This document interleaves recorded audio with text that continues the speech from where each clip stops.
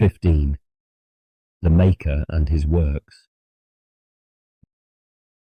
1. Immature creating. According to the fantastic myth or dream that was evoked from my mind after the supreme moment of experience, the particular cosmos which I had come to regard as myself falls somewhere neither early nor late in the vast series of creations. It appeared to be in some respects the Star Maker's first mature work, but in comparison with later creations, it was in many ways juvenile in spirit. Though the early creations express the nature of the Star Maker merely in his immature phase, for the most part they fall in important respects aside from the direction of human thought, and therefore I cannot now recapture them. They have left me with little more than a vague sense of the multiplicity and diversity of the Star Maker's works. Nevertheless, a few humanly intelligible traces remain and must be recorded. In the crude medium of my dream, the first cosmos of all appeared as a surprisingly simple thing. The infant Star Maker, teased, as it seemed to me, by his unexpressed potency, conceived and objectified from himself two qualities. With these alone, he made his first toy cosmos, a temporal rhythm, as it were of sound and silence. From this first simple drumbeat, premonitory of 1,000 creations, he developed with infantile but godlike zest a flickering tattoo, a changeful complexity of rhythm. Presently, through contemplation of his creature's simple form, he conceived the possibility of more subtle creating. Thus, the first of all creatures itself bred in its creator a need that itself could never satisfy. Therefore, the infant Star Maker brought his first cosmos to a close. Regarding it from outside the cosmical time which it had generated, he apprehended its whole career as present, though nonetheless a flux. And when he had quietly assessed his work, he withdrew his attention from it and brooded for a second creation. Thereafter, cosmos upon cosmos, each more rich and subtle than the last, leapt from his fervent imagination. In some of his earliest creations, he seemed to be concerned only with the physical aspect of the substance which he had objectified from himself. He was blind to its psychical potentiality. In one early cosmos, however, the patterns of physical quality with which he played simulated an individuality and a life which they did not in fact possess. Or did they possess it? In a later creation, certainly, true life broke out most strangely. This was a cosmos which the Star Maker apprehended physically, much as men apprehend music. It was a rich sequence of qualities diverse in pitch and in intensity. With this toy, the infant Star Maker played delightedly, inventing an infinite wealth of melody and counterpoint. But before he had worked out all the subtleties of pattern implied in this little world of cold, mathematical music, before he had created more than a few kinds of lifeless musical creatures, it became evident that some of his creatures were manifesting traces of a life of their own, recalcitrant to the conscious purpose of the Star Maker. The themes of the music began to display modes of behavior that were not in accord with the canon which he had ordained for them. It seemed to me that he watched them with intense interest, and that they spurred him to new conceptions beyond the creature's power to fulfill.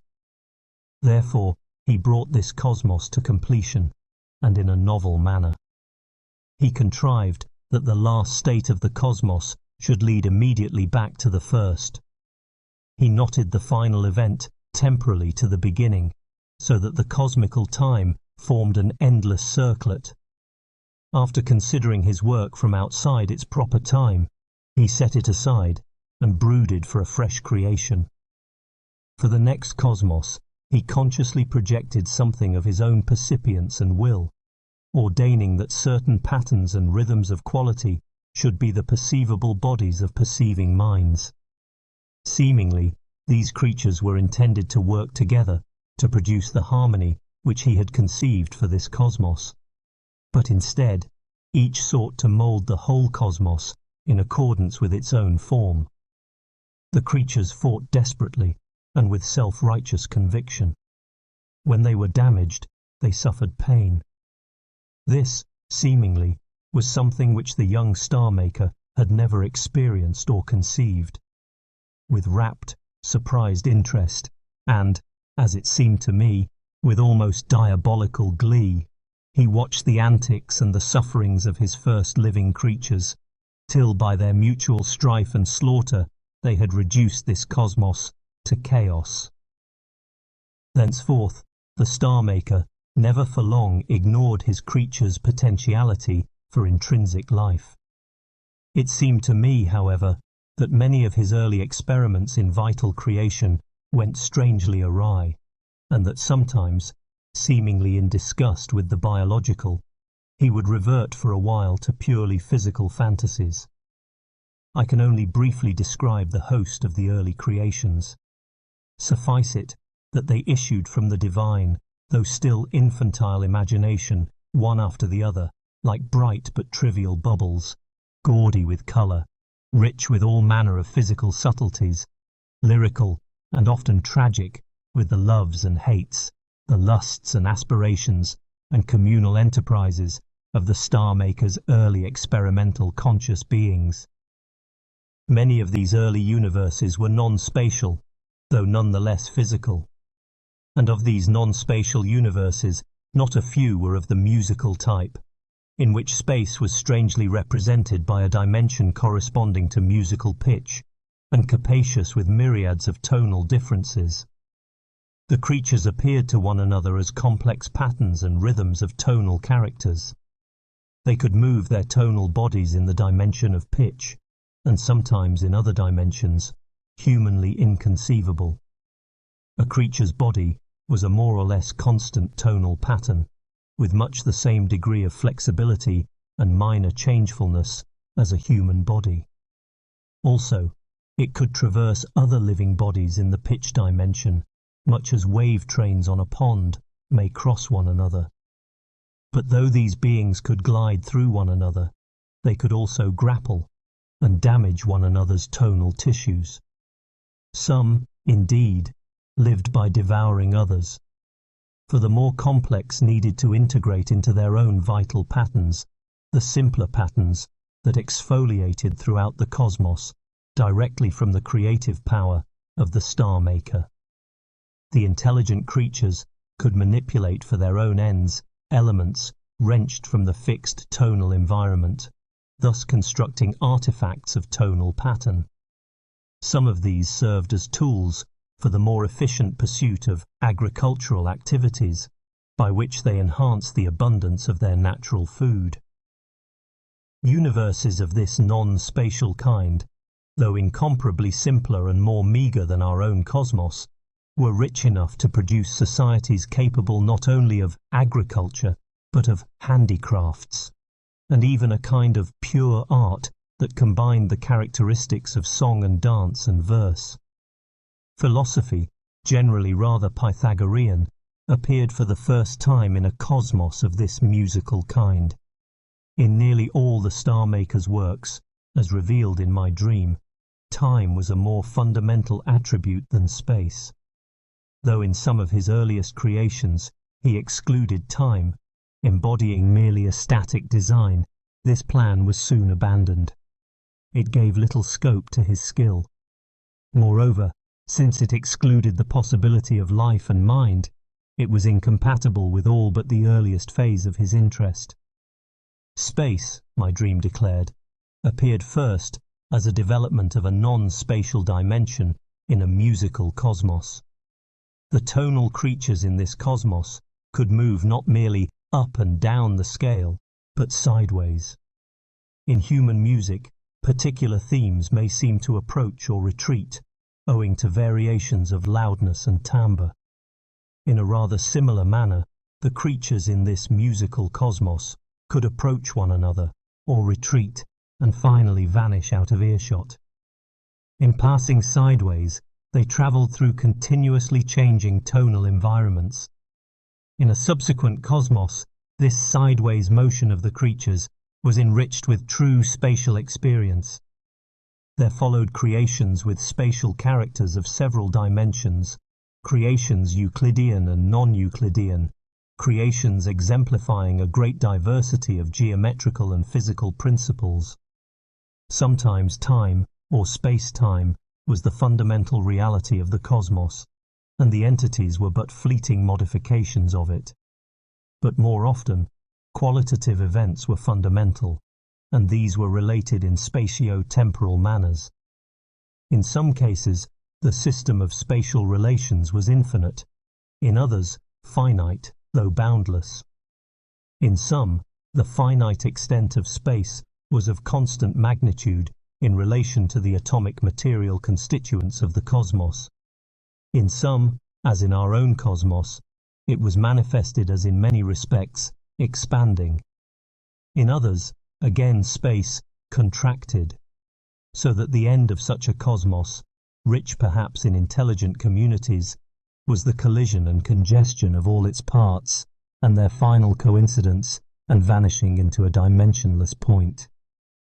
In some creations, expansion and ultimate quiescence were followed by contraction and entirely new kinds of physical activity. Sometimes, for example, gravity was replaced by anti-gravity. All large lumps of matter tended to burst asunder, and all small ones to fly apart from each other. In one such cosmos, the law of entropy also was reversed. Energy, instead of gradually spreading itself evenly throughout the cosmos, gradually piled itself upon the ultimate material units. I came in time to suspect that my own cosmos was followed by a reversed cosmos of this kind, in which, of course, the nature of living things was profoundly different from anything conceivable to man. But this is a digression, for I am at present describing much earlier and simpler universes. Many a universe was physically a continuous fluid in which the solid creatures swam. Others were constructed as series of concentric spheres, peopled by diverse orders of creatures. Some quite early universes were quasi-astronomical, consisting of a void sprinkled with rare and minute centers of power. Sometimes the star-maker fashioned a cosmos which was without any single, objective, physical nature. Its creatures were wholly without influence on one another, but under the direct stimulation of the star-maker, each creature conceived an illusory but reliable and useful physical world of its own, and peopled it with figments of its imagination. These subjective worlds, the mathematical genius of the star-maker, correlated in a manner that was perfectly systematic. I must not say more of the immense diversity of physical form which, according to my dream, the early creations assumed. It is enough to mention that, in general, each cosmos was more complex and in a sense more voluminous than the last, for in each the ultimate physical units were smaller in relation to the whole and more multitudinous. Also, in each the individual conscious creatures were generally more in number and more diverse in type, and the most awakened in each cosmos reached a more lucid mentality than any creatures in the previous cosmos. Biologically and psychologically, the early creations were very diverse. In some cases there was a biological evolution, such as we know. A small minority of species would precariously ascend toward greater individuation and mental clarity. In other creations, the species were biologically fixed, and progress, if it occurred, was wholly cultural. In a few most perplexing creations, the most awakened state of the cosmos was at the beginning, and the star-maker calmly watched this lucid consciousness decay. Sometimes a cosmos started as a single lowly organism with an internal, non-organic environment. It then propagated by fission into an increasing host of increasingly small and increasingly individuated and awakened creatures. In some of these universes, evolution would continue till the creatures became too minute to accommodate the complexity of organic structure necessary for intelligent minds. The Star Maker would then watch the cosmical societies desperately striving to circumvent the fated degeneration of their race. In some creations, the crowning achievement of the cosmos was a chaos of mutually unintelligible societies, each devoted to the service of some one mode of the spirit and hostile to all others. In some, the climax was a single utopian society of distinct minds. In others, a single composite cosmical mind. Sometimes it pleased the Star Maker to ordain that each creature in a cosmos should be an inevitable, determinate expression of the environment's impact on its ancestors and itself. In other creations, each creature had some power of arbitrary choice and some modicum of the Star Maker's own creativity. So it seemed to me in my dream. But even in my dream, I suspected that to a more subtle observer, both kinds would have appeared as in fact determinate, and yet both of them also spontaneous and creative. In general, the Star Maker, once he had ordained the basic principles of a cosmos and created its initial state, was content to watch the issue. But sometimes he chose to interfere, either by infringing the natural laws that he himself had ordained, or by introducing new emergent formative principles, or by influencing the minds of the creatures by direct revelation. This, according to my dream, was sometimes done to improve a cosmical design, but more often interference was included in his original plan. Sometimes the Star Maker flung off creations which were in effect groups of many linked universes, wholly distinct physical systems of very different kinds, yet related by the fact that the creatures lived their lives successively in universe after universe, assuming in each habitat an indigenous physical form, but bearing with them in their transmigration faint and easily misinterpreted memories of earlier existences. In another way also, this principle of transmigration was sometimes used. Even creations that were not thus systematically linked might contain creatures that mentally echoed in some vague but haunting manner the experience or the temperament of their counterparts in some other cosmos. One very dramatic device was used in cosmos after cosmos. I mentioned earlier that in my dream the immature Star Maker had seemed to regard the tragic failure of his first biological experiment with a kind of diabolical glee. In many subsequent creations, also, he appeared to be twi-minded. Whenever his conscious creative plan was thwarted by some unsuspected potentiality of the substance which he had objectified from his unconscious depth, his mood seemed to include not only frustration, but also surprised satisfaction, as of some unrecognized hunger unexpectedly satisfied. This twi-mindedness at length gave rise to a new mode of creating.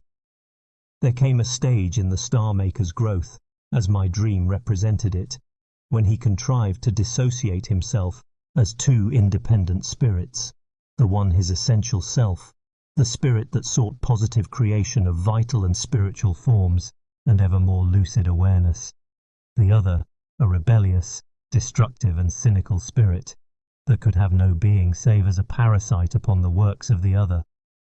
Again and again he dissociated these two moods of himself, objectified them as independent spirits, and permitted them to strive within a cosmos for mastery. One such cosmos, which consisted of 3 linked universes, was somewhat reminiscent of Christian orthodoxy. The first of these linked universes was inhabited by generations of creatures gifted with varying degrees of sensibility, intelligence, and moral integrity. Here the two spirits played for the souls of the creatures. The good spirit exhorted, helped, rewarded, punished.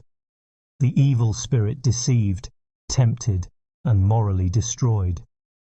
At death, the creatures passed into one or other of the 2 secondary universes, which constituted a timeless heaven and a timeless hell.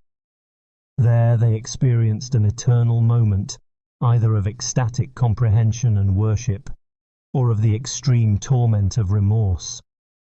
When my dream presented me with this crude, this barbaric figment, I was at first moved with horror and incredulity. How could the Star Maker, even in his immaturity, condemn his creatures to agony for the weakness that he himself had allotted to them? How could such a vindictive deity command worship? In vain I told myself that my dream must have utterly falsified the reality, for I was convinced that in this respect it was not false, but in some sense true, at least symbolically. Yet, even when I was confronted by this brutal deed, even in the revulsion of pity and horror, I saluted the Star Maker.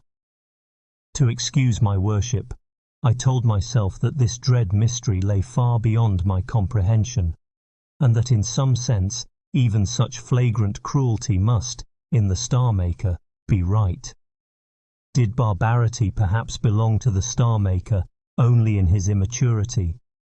Later, when he was fully himself, would he finally outgrow it? No. Already I deeply knew that this ruthlessness was to be manifested even in the ultimate cosmos. Could there, then, be some key fact, overlooked by me, in virtue of which such seeming vindictiveness was justified? Was it simply that all creatures were indeed but figments of the creative power, and that in tormenting his creatures, the Star Maker did but torment himself in the course of his adventure of self-expression?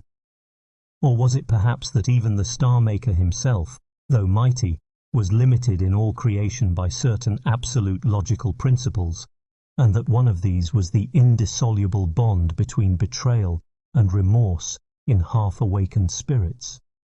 Had he, in this strange cosmos, simply accepted and used the ineluctable limitations of his art? Or again, was my respect given to the Star Maker only as the good spirit, not as the evil spirit? And was he in fact striving to eject evil from himself by means of this device of dissociation? Some such explanation was suggested by the strange evolution of this cosmos. Since its denizens had mostly a very low degree of intelligence and moral integrity, the hell was soon overcrowded, while the heaven remained almost empty. But the Star Maker in his good aspect loved and pitied his creatures. The good spirit therefore entered into the mundane sphere to redeem the sinners by his own suffering. And so at last the heaven was peopled, though the hell was not depopulated. Was it then only the good aspect of the Star Maker that I worshipped? No. Irrationally, yet with conviction, I gave my adoration to the Star Maker as comprising both aspects of his dual nature, both the good and the evil, both the mild and the terrible, both the humanly ideal and the incomprehensibly inhuman. Like an infatuated lover who denies or excuses the flagrant faults of the beloved, I strove to palliate the inhumanity of the Star Maker, nay, positively I gloried in it. Was there then something cruel in my own nature? Or did my heart vaguely recognize that love, the supreme virtue in creatures, must not in the Creator be absolute? This dire and insoluble problem confronted me again and again in the course of my dream. For instance, there appeared a creation in which the two spirits were permitted to strive in a novel and more subtle manner. In its early phase, this cosmos manifested only physical characters, but the Star Maker provided that its vital potentiality should gradually express itself in certain kinds of living creatures which, generation by generation, should emerge from the purely physical and evolve toward intelligence and spiritual lucidity. In this cosmos, he permitted the two spirits, the good and the evil, to compete even in the very making of the creatures. In the long early ages, the spirits struggled over the evolution of the innumerable species. The good spirit worked to produce creatures more highly organized, more individual, more delicately related to the environment, more skilled in action, more comprehensively and vividly aware of their world, of themselves, and of other selves. The evil spirit tried to thwart this enterprise. The organs and tissues of every species manifested throughout their structure the conflict of the two spirits. Sometimes the evil spirit contrived seemingly unimportant but insidious and lethal features for a creature's undoing. Its nature would include some special liability to harbour parasites, some weakness of digestive machinery, some instability of nervous organisation. In other cases, the evil spirit would equip some lower species with special weapons for the destruction of the pioneers of evolution, so that they should succumb either to some new disease or to plagues of the vermin of this particular cosmos, or to the more brutish of their own kind. A still more ingenious plan the evil spirit sometimes used with great effect. When the good spirit had hit upon some promising device, and from small beginnings had worked up in its favoured species some new organic structure or mode of behaviour, the evil spirit would contrive that the process of evolution should continue long after it had reached perfect adjustment to the creature's needs. Teeth would grow so large that eating became excessively difficult, protective shells so heavy that they hampered locomotion, horns so curved that they pressed upon the brain, the impulse to individuality so imperious that it destroyed society, or the social impulse so obsessive that individuality was crushed. Thus, in world after world of this cosmos, which greatly surpassed all earlier creations in complexity, almost every species came sooner or later to grief. But in some worlds, a single species reached the human level of intelligence and of spiritual sensibility. Such a combination of powers ought to have secured it from all possible attack. But both intelligence and spiritual sensibility were most skillfully perverted by the evil spirit. For though by nature they were complementary, they could be brought into conflict, or else one or both could be exaggerated so as to become as lethal as the extravagant horns and teeth of earlier kinds.